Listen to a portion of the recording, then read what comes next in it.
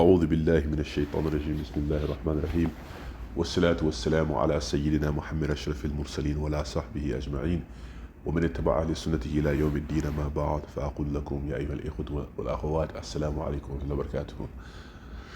Assalamu alaikum, brothers and sisters. I greet you with the greeting of Islam, which is to say, may the peace and blessings of Allah subhanahu wa ta'ala be upon you. After that, inshallah, we invoke Allah subhanahu wa ta'ala to send blessings and peace upon His messenger, Muhammad ibn Abdullah, the last of the prophets and the Imam of the messengers, and we ask Him to send peace and blessings upon His companions and upon His family and upon all those who follow His righteous guidance until the Day of Judgment. Amma ba'd, now as the word proceeds, inshallah, we'll continue with our durus, our lessons of Mukhtasar al-Akhdari, the abridgement of Imam al-Akhdari with respects to morals, with respect to purification, and with respects to prayer. We spent 27 lessons, the first third of which was dedicated to the moral aspect of Islam. The second aspect of it was purification, with respects to what type of water is pure, what necessitates purification, and what are alternatives to using water for the person that can't use purification, and the different states that people are in with respects to the level of purity that they're in and the level of purification that they need to realize, whether they're in a state of minor impurity, in a state of hadith, whether they have to remove the khabas, the physical khabas from something, or whether they're in a state of janaba, major ritual impurity. And then we got into the sections on prayer. Last week, which was the 27th lesson, we talked about the recommended acts of salat and the disliked acts of salat. Before that, the 26th lesson, we talked about the fara'id of salah, the obligations of salah, and the sunnahs of salah, if we would say it in English, the sunnahs, right? Today, inshallah, this is a brief section, but it is the most important section, because this section is what the French call the raison d'être, the reason for being for the salah, meaning what is it that you're praying for, and what is it that the salah breeds when done correctly and when done properly. It's a short section. It doesn't have to do with any of the technical aspects of the salah, but this has to do more so with the ihsan, what the ulama, they call tasawwuf, the science of spiritual purification. And you can see that the science of spiritual purification is inextricably linked to the science of fiqh. One does not simply learn these laws for the purpose of being a lawyer. This is not law in that sense. This is law in the sense of the obligations of Allah subhanahu wa ta'ala, but you're learning for the purpose of making your worship pure and sincere for Him. You understand? Now, أعوذ بالله من الشيطان الرجيم بسم الله الرحمن الرحيم. Imam al-Akhdari says فصل. He says this is a section. He says للصلاة نور عظيم. He says the salah has a tremendous light. The salah has a tremendous light. He says تشرق به قلوب المصلين. He says by virtue of that light, the hearts of the believers, the hearts of the prayers, those that pray, the musallin, the hearts of those of their hearts, they shine by virtue of that light. The heart is the locus of perception. The brain is the root of the facility of the heart, but the heart is is what allows a person to be able to actually see and witness realities. You understand? When the heart has no nur, when the heart is in darkness, no matter what type of proof you bring to it, be it intellectual, no matter what type of proof that you bring it, be it sensual, no matter what type of proof that you bring to it, be it experiential, then that heart is not going to be able to see the light of that. But when that heart is illuminated, even the blade of a grass will act as an indication of Allah subhanahu wa ta'ala to that heart. You understand? One of the poets, he said, I wonder in amazement how people, they disobey their Lord when everything other than Him indicates that He is their creator. He says, وَلَا يَنَالُهُ إِلَّا الْخَاشِعُونَ. He says, this light that I'm speaking of, he says, no one obtains it except the khashi'un. It's the people that have khushu in their salat. The khushu is a consciousness and an awareness of the grandeur of Allah subhanahu wa ta'ala. It's to bring yourself down. Allah subhanahu wa ta'ala says in the Quran, لو أنزلنا هذا القرآن على جبل لرأيته خاشعا متصديا من خشية الله. That had we revealed this Quran upon a mountain, you would have seen it. You would have seen it coming apart. You would have seen it humbled and coming apart out of reverence for Allah subhanahu wa ta'ala. So the best way to describe it in English is what we call reverence, is that you stand in a state of reverence while you're praying, that you're not heedless. He says, فَإِذَا أَتَيْتَ إِلَى الصَّلَاةِ. He says, when you approach the prayer, whatever prayer it might be from the obligatory prayers, He says, فَفَرِّغْ قَلْبَكَ مِنَ الدُّنْيَا وَمَا فِيهَا. He says, then separate your heart and empty your heart, or separate your heart from the dunya, وَمَا فِيهَا, and whatever is in the dunya. Meaning remove your heart, it has a natural attachment to the dunya. Remove your heart from the dunya and focus specifically on the prayer. Whatever is in the dunya, be it your job, be it your wealth, be it your obligations, be it your regrets, be it your hopes, whatever has to do with this dunya, completely separate yourself from it when you're in the prayer. He says, وَاشْتَغِلْ بِمُرَاقَبَةِ مَوْلَاكَ. He says, and busy yourself with the intimate presence of your Lord. The muraqabah is that you're in an intimate conversation, an intimate presence with someone, to be brought close. Muraqabah is a state of mutual closeness. So busy yourself with that beautiful intimate closeness. It's as though, you are a person that's in need of millions of dollars, and the richest man in the world says to you, you know what, come, let's talk about whatever plan that you have.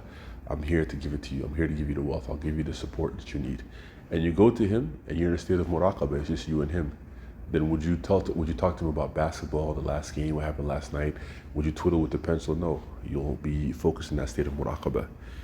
He says, muraqabati mawlaka, with the state of intimate discourse that you're having with your mawla, with your Lord, your guardian Lord, your protector Lord. Alladhi tusalli liwajhihi, the same Lord who you're praying for his pleasure. It says here for his face. In Arabic, when you're doing something for the face of something, it means for the sake of something. The face in Arabic, the wajh, can be referring to that, the essence of something. Meaning, I'm doing this liwajhillah. I'm doing this for Allah specifically. I'm not doing it for anything else. You understand? As opposed to I'm doing this for to make money, or I'm doing this to gain clout, or I'm doing this to do this. This I'm doing for Allah subhanahu wa ta'ala specifically. He says, وَأَعْتَقِدْ, he says, have this aqidah, meaning have this belief firmly tied in your heart. أَنَّ الصَّلَاةَ, that the salah that you're performing, خُشُوءٌ وَتَوَادِعٌ, it's reverence and humility, lillahi, to Allah subhanahu wa ta'ala, to Allah the most exalted, Allah the most glorified. How so? بِالْقِيَامِ, through standing in front of Allah subhanahu wa ta'ala. وَالرُّكُوعِ, and bowing to Allah subhanahu wa ta'ala. وَالسُّجُودِ, and prostrate to Allah subhanahu wa ta'ala. وَإِجْلَالِ, and it is also the declaration of the majesty of Allah Jalla wa ala. وَالتَّعْظِيمِ, and the declaration of his greatness and his mightiness and the grandeur of his affair. وَالتَّعْظِيمُ لَهُ, and to declare the greatness of Allah subhanahu wa ta'ala. بِالتَّكْبِير, through saying Allahu Akbar, Allah is the greatest. وَالتَّسْبِيح, and saying Subhanallah, Allah is glorified and pure from any defects. وَالذِّكr, and to remember Allah subhanahu wa ta'ala there and through the Quran and through the various formulas that you're saying throughout the prayer. He says, فَحَافِظْ عَلَى صَلَاتِكَ, he says, therefore remain watchful over your salah. Meaning that when you're in the state of salah itself, when you're in the salah itself, be watchful of your heart and of your emotions and of the conditions of your prayer. You understand? فَإِنَّهَا, for indeed that salah that you're praying, meaning any salah that you're praying, أَعْظَمُ الْعِبَادَاتِ, it's the greatest of all worships. The salah is greater than like the sitting down and saying Subhanallah by yourself on the couch. That the salah is greater than fasting Mondays and Thursdays. That the salah is greater than reading a juz of Quran at night.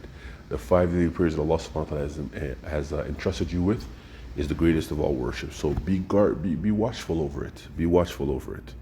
He says, وَلَا تَتْرُهُ الشَّيْطَانِ, and don't let the shaitan يَلَعَبُ بِقَلْبِكَ, don't let him play with your heart.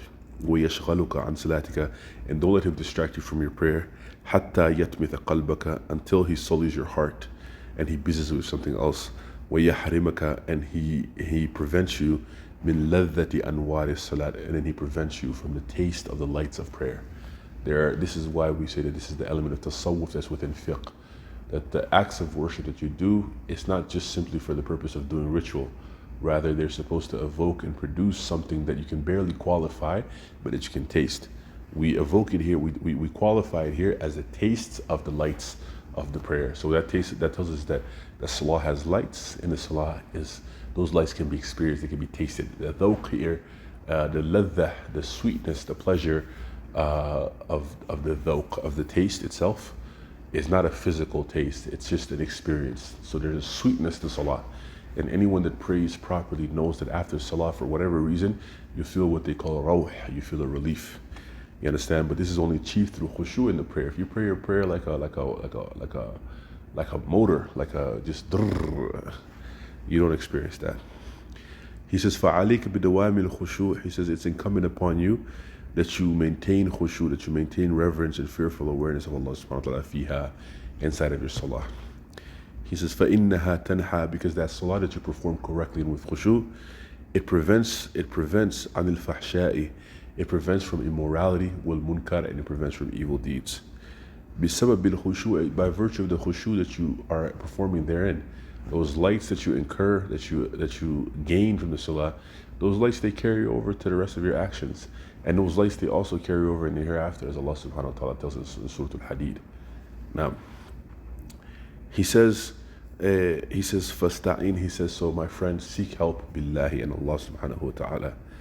إِنَّهُ خَيْرُ الْمُسْتَعَانِ, he is the one whose help is sought, meaning that he is خَيْرُ الْمُسْتَعَانِ, is what we could say after the tafdeel, although it doesn't come in afdal, but whenever Allah subhanahu wa ta'ala comes in something, he's the best of something. It's linguistically he's the best of something, but he's the absolute of something. So for example, we say وَهُوَ أَرْحَمُ الرَّاحِمِينَ. In English we'll say he's the most merciful of those that have mercy, but realistically speaking it just means that he's the most merciful. You understand? But linguistically speaking, he's the merciful, the one whose mercy has no bounds. Right? Realistically speaking, that's what the actual meaning is, but it comes in a form that indicates comparison with other creation. When we know that Allah subhanahu wa ta'ala, one of his traits is mukhalafatu li khalqihi. He is completely dissimilar to his creation with respect to his actions, his attributes, and his essence. You understand? So this section is a very short section, but it's a profound section because it tells you what the reality of the prayer is, what the purpose of the prayer is. The prayer, as the Prophet ﷺ said, it's a nur, it's a light. You understand? It's a nur. So we ask Allah subhanahu wa ta'ala for tawfiq, we ask Allah subhanahu wa ta'ala for barakah, وَمَا ذَلِكَ اللَّهِ بِعَزِيزٍ إِنَّ ذَلِكَ اللَّهِ يَسِيرٌ سُبْحَانَ رَبِّكَ رَبِّ الْعِزَّةِ عَمَّا يَصِفُونَ وَسَلَامٌ عَلَى الْمُرْسَلِينَ وَالْحَمْدُ لِلَّهِ رَبِّ الْعَالَمِينَ اللهم صل على محمد.